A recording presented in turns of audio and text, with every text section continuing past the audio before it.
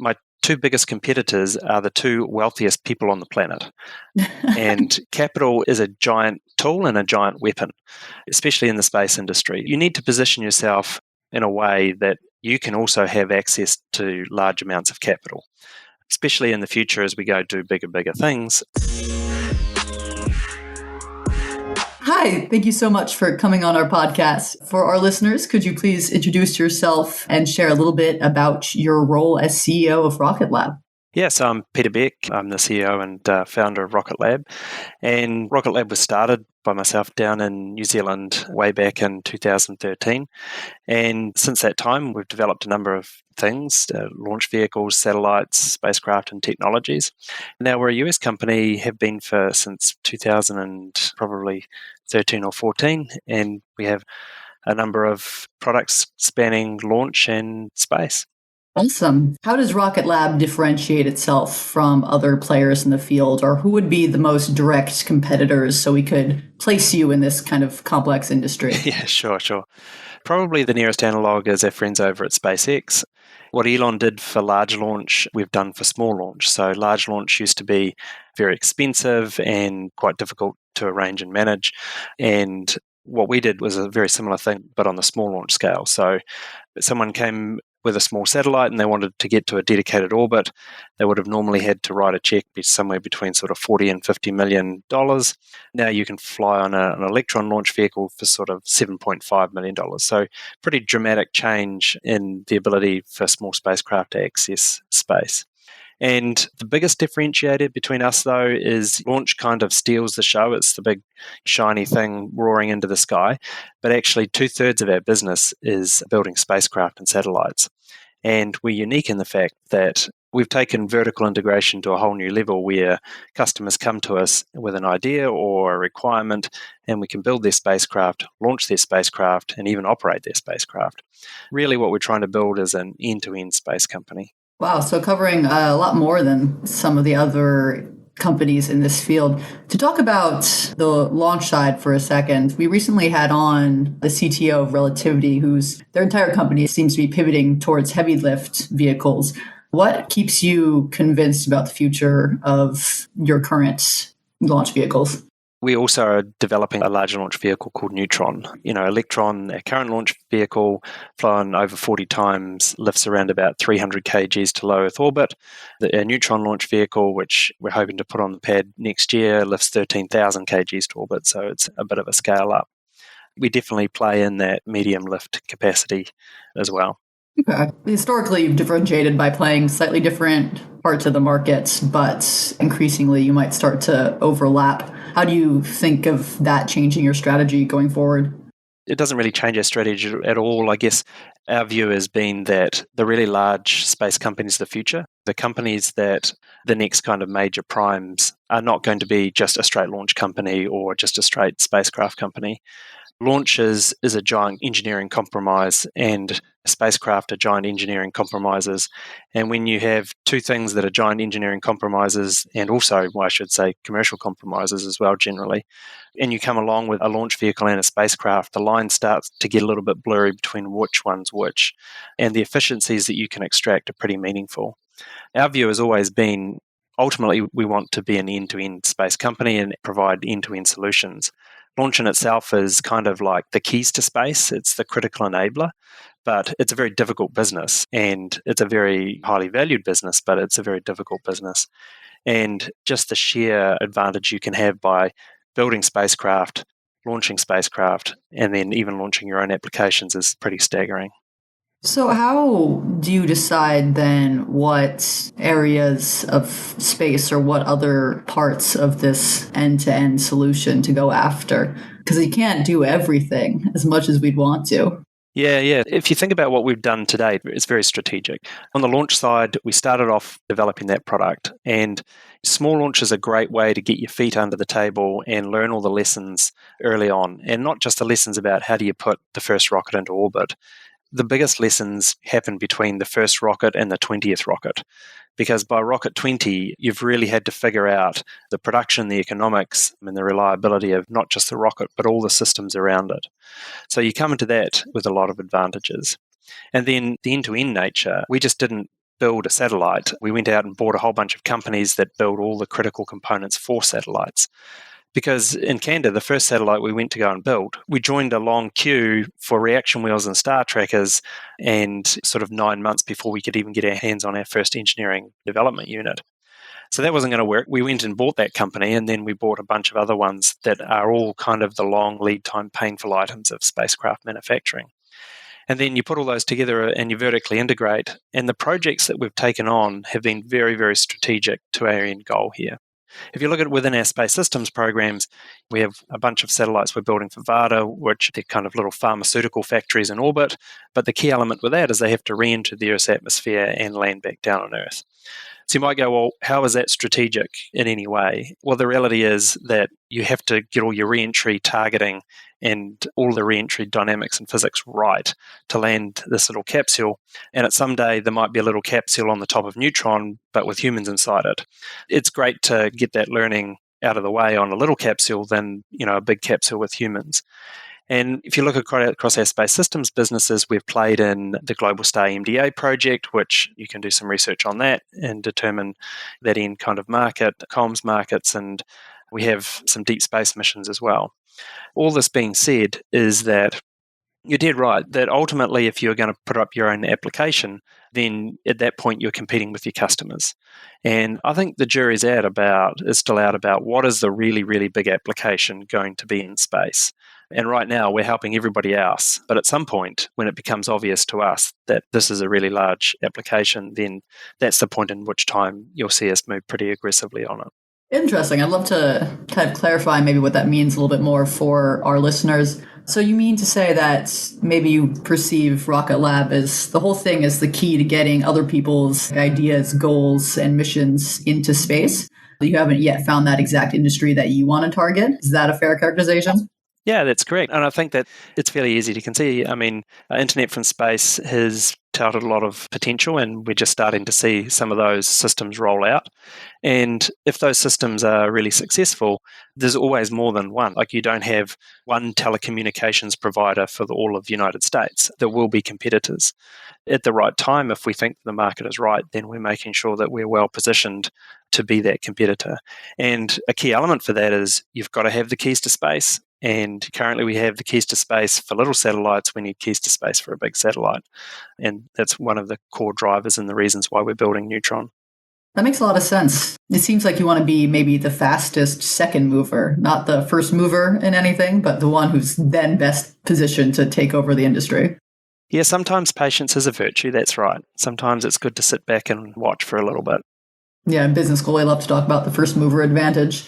I actually interned at Starfish Space this summer, and we utilized Rocket Lab services there to help with our mission. So I'm definitely familiar with all the different ways Rocket Lab's been having an impact. But to step back for a second, who exactly are your main customers at the moment? Well, it really depends on which side of the house. So on the launch side, it's sort of 50% commercial, 50% government. And the government work ranges from deep space missions like the Capstone mission we launched to the moon last year, through to NASA projects and also hypersonics and defense. And then on the commercial side, we've flown everything and everybody from a 3U CubeSat built by high schools through to satellites for the large blue chip space primes. Really a full gambit of that. And then on the space systems side, we've just about got hardware and everything. I said to the team when we started the Space Systems Group that everything that goes to space should have a Rocket Lab logo on it somewhere. Don't care if we built it, don't care if we launched it, but somewhere it should have a Rocket Lab logo. And last year, everything that went to space, out of everything that went to space, 37% of it had a Rocket Lab logo on it. We get to play in the coolest stuff. I mean, the Mars helicopter that's currently on the surface of Mars, that's Rocket Lab solar panels on there, solar cells on there. The James Webb Telescope, that was a company that we bought, Solero, they did all the solar cells on that. We get to play in the most crazy and interesting places and work on some of the most fascinating projects. Wow, that is a crazy amount to have your name, or at least like a subsidiary's name, on it. How did that happen? Is it just the reputation of Rocket Lab that's getting you into all these different markets and projects, or what's the key to this? I mean, a bit of both. We came public with kind of two mandates. One was to develop Neutron, and one was to develop space systems, both organically and through acquisitions. So we came public and then bought 3 companies within the first 6 months, which I don't recommend. That's very hard to do, especially for a small company. So we basically doubled our staff count or over doubled our staff count. And then there are 3 different locations. But these were all companies that we had worked with for years and years and years. We'd known the founders. And the key theme across all of it is they build the best stuff. And at Rocket Lab, we have a really deep focus, and we're very proud that the stuff we build is always beautiful and works. The companies that we looked to buy weren't on a dream, maybe one day, sort of. Take Solero, for example, 40-year history in providing solar power for just about every major government and commercial satellite in the last 40 years. Companies that are deeply aligned with Rocket Lab, really mission success focused, and building beautiful things, and things that we then can add the Rocket Lab kind of touch to and scale. A great example is we bought Sinclair Interplanetary, a Canadian company that was well known for making the jewelry of reaction wheels and star trackers. But Doug used to close his order book in August, and that's great. But applying the scale of Rocket Lab and the manufacturing kind of prowess, we're able to scale that business from building 150 reaction wheels a year to thousands of reaction wheels a year. That's kind of some examples of where we've been playing. So it seems like a core part of your strategy is definitely M&A and acquiring companies. How do you choose when to buy a company, and what are some of the challenges you face in bringing them onto the team? Firstly, the most important thing we look for is culture, actually. How are these teams going to integrate with Rocket Lab? Because Rocket Lab, I would say it's like a wildly publicly traded startup. It's like, yes, we're publicly traded and we have all of the checks and balances and rigor that a public company needs. But deep down in the heart, we're an engineering company, deeply engineering-driven startup. So we get a lot done for a little bit of resource, and there's a really, really strong focus on quality. The culture element has to be aligned first. And then basically, if you lay out all of the things that cause you pain in a top 10 list, then start off with number 1. And that's exactly what we do. And we'll look at, is it this a make versus buy? And some of these things take a very long time to develop. I mean, you take the solar technologies, for example, there's 40 years worth of R&D there. To just go out and develop an entirely new system and cell would have taken decades. That one's a very obvious one. And there's a lot more that we make than we do buy. We do have a strong M&A thesis, but we also build a tremendous amount from scratch. Mm-hmm. I'm so surprised to hear you say that culture is one of the first things you look at, because I assumed that just need would be top and then culture would be second. How often do you find firms that just don't fit culture? From what I've experienced with the space industry, everyone is it's one of the most mission-driven, it is, excited industries ever. So is that actually a common issue that you come across?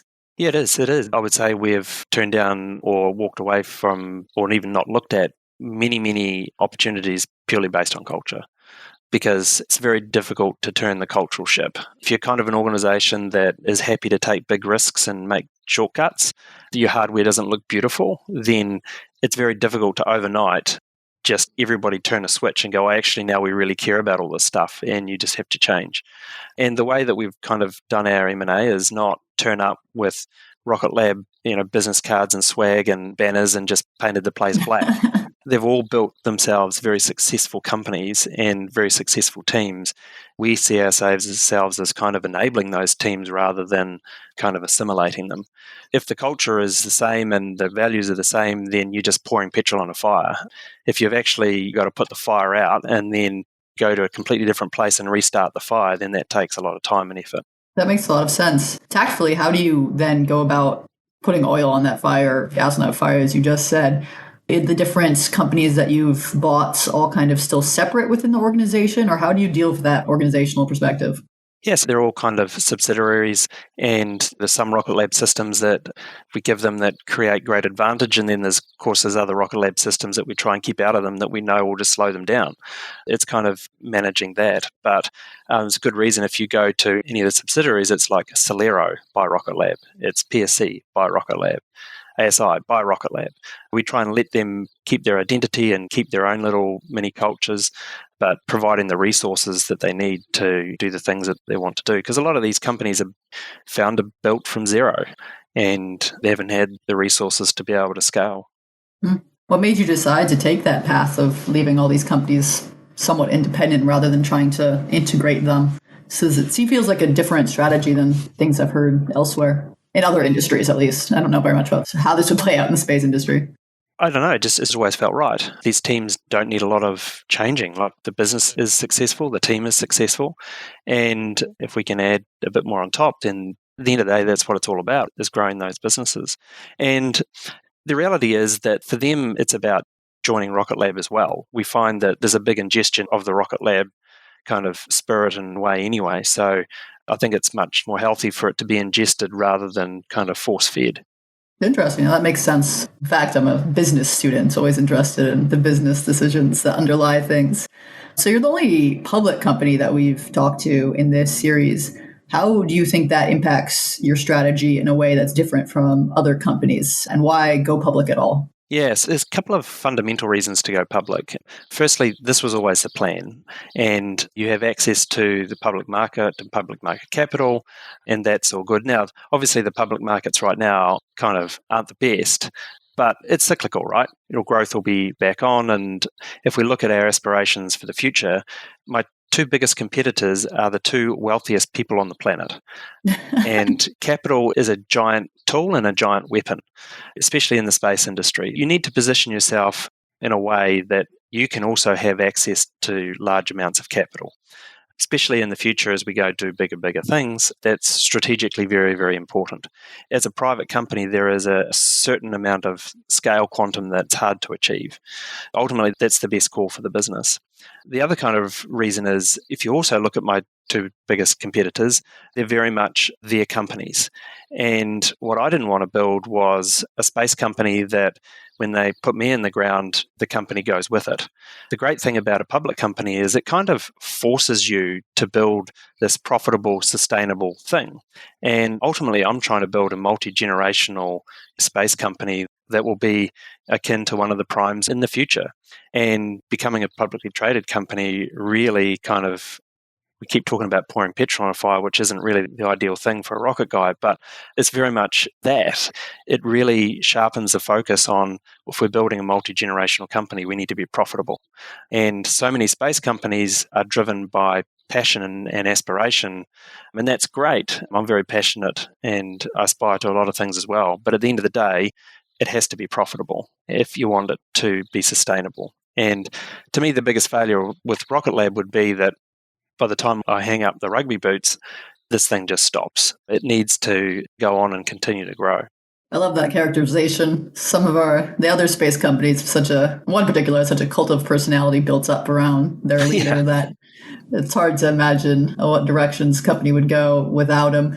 We also talked to the founder of Umbra Space on this podcast, who also talked about how important it is to have a profitable space company and how that's just not something that's on a lot of people's minds for way longer than it should be or shouldn't be. Exactly.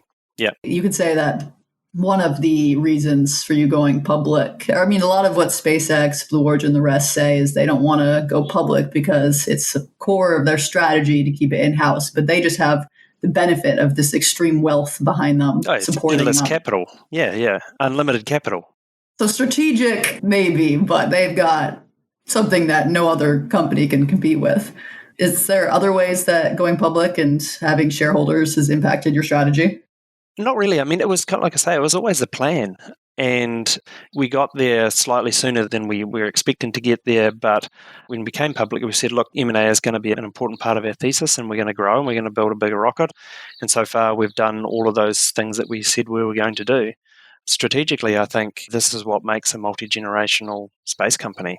And there's always execution, and I think this is a thing in the space industry that has been a little bit, well, let's be honest, it's been pretty woeful. Execution has been poor. That's really our focus, is just make sure we do what we said we're going to do and execute. Makes a lot of sense.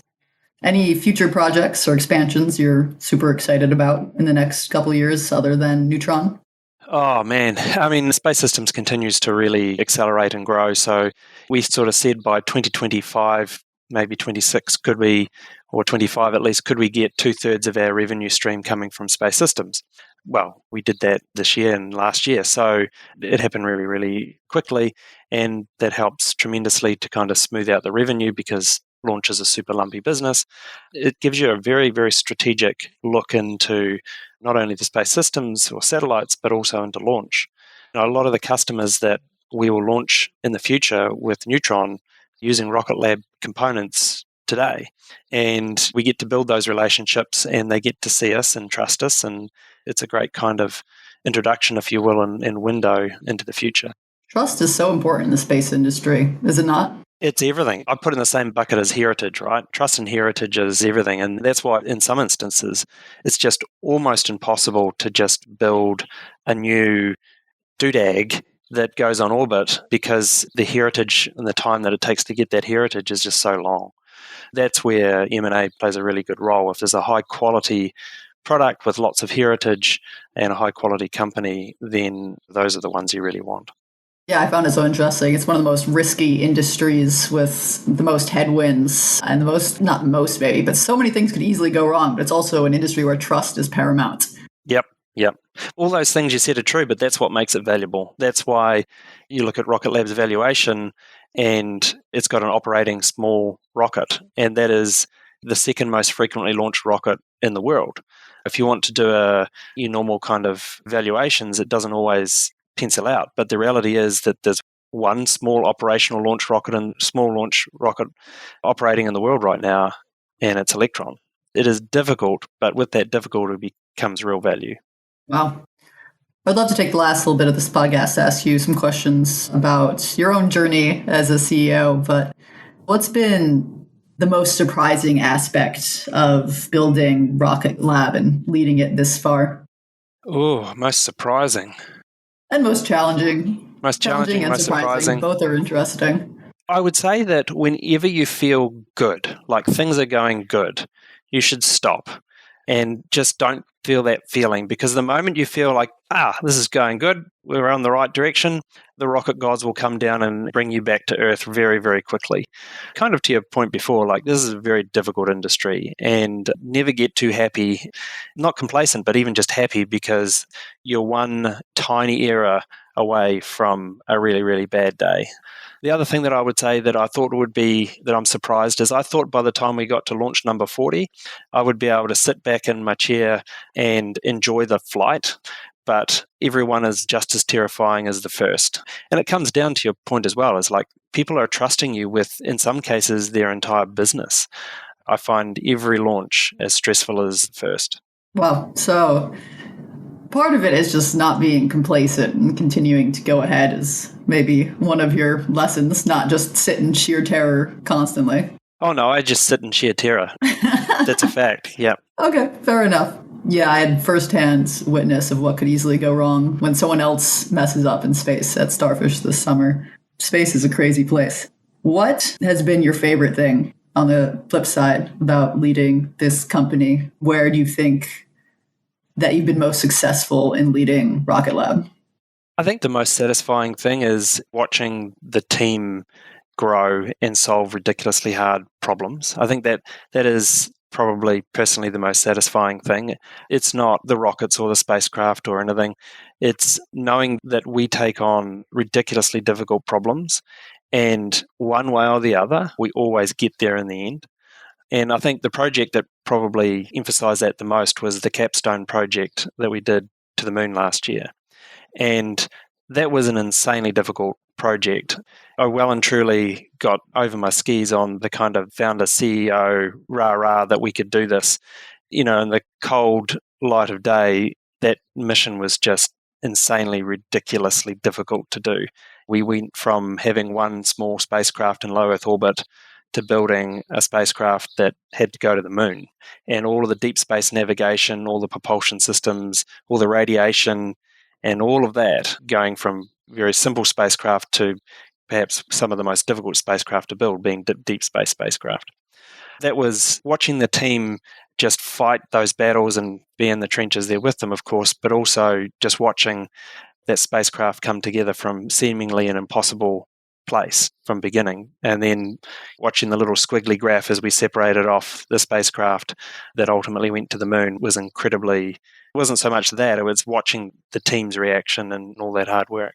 Yeah, personally, whenever there's launches, I always go online to watch, not for, yes, to see if it's successful, but I love watching the team's reaction. I've just never seen people so happy. Then, what advice do you have for aspiring entrepreneurs and CEOs, either in the space industry or generally? Well, more generally, I would say go after your passion. Choose the things that you're really passionate about and go big, because it doesn't matter if it's a little startup or a big startup, it's actually the same amount of work. It's just zeros on a balance sheet. It's no easier, no harder to do something bigger and more impactful. My advice to founders and entrepreneurs, just choose something that you're really passionate about that you think can have big impact, and then get at it and be prepared to kiss a couple of decades of your life away, but it's totally worth it. For those without technical backgrounds, do you think that they can enter the space industry and have room to influence it? Yeah, absolutely. Yeah, I do. Across the industry, there's a lot of different opportunities and different business models that can be pursued. If you don't have the technical chops, then you better make sure you've got a lot of people around you who do, because I think it is a deeply technical solution space. And I'm the CEO, I'm also the chief engineer, and I find the majority of the time is really you can sit in a room with engineers and there's 10 engineers and 6 different ways of doing it, and somebody has to make the right engineering and business call as to which way you go. And if there's anything that's kind of been successful at Rocket Lab, it's been able to make those decisions and navigate through the various options, because one bad decision or one dead end call, and it can be really, really expensive and really, really painful. Did you take on a key business oriented partner early on, or just pure engineers from the start? No, we have some good commercial acumen through Adam Spice, my CFO, and others. But at the end of the day, Rocket Lab is a deeply engineering driven company. And you find a lot of people in the non engineering roles actually come from engineering backgrounds. So engineers, I think, have an affinity to identify and fix problems. So whether it's in human resource or hypersonics, it's still that problem solving approach tends to work well. Awesome. My last question, I've been asking everybody in this series this, but I guess it's a little more difficult because your company does a little bit of everything. But is there another technology or subsector within aerospace that you find particularly exciting? Or maybe just one we haven't talked about, since you guys do a little bit of everything? Yeah, I mean, I love energy, not so much aerospace, but I love energy and energy problems. And I think really the key to ongoing human prosperity is going to be how do we solve energy? And take rockets are a great example. I mean, we really haven't changed a rocket since the 1950s. We still take an oxidizer and some buried dinosaurs and light them up. Look, it's horrifically inefficient. The combustion efficiency is really great, but as far as an efficient way to get off this planet, it's just not there. If we want to be a truly multiplanetary species, we're going to have to solve that problem. I get very excited with antimatter and energy kind of based problems, and obviously fusion and all those things, because I think ultimately those can solve a lot of problems, just not down here on Earth, but in space as well. Makes a lot of sense. I'm sure there's also ways you can help out in the energy front from space. So many things we've never even thought about. But thank you so much for coming on the podcast. This was a lovely conversation. So I really appreciate it. Thank you. My pleasure.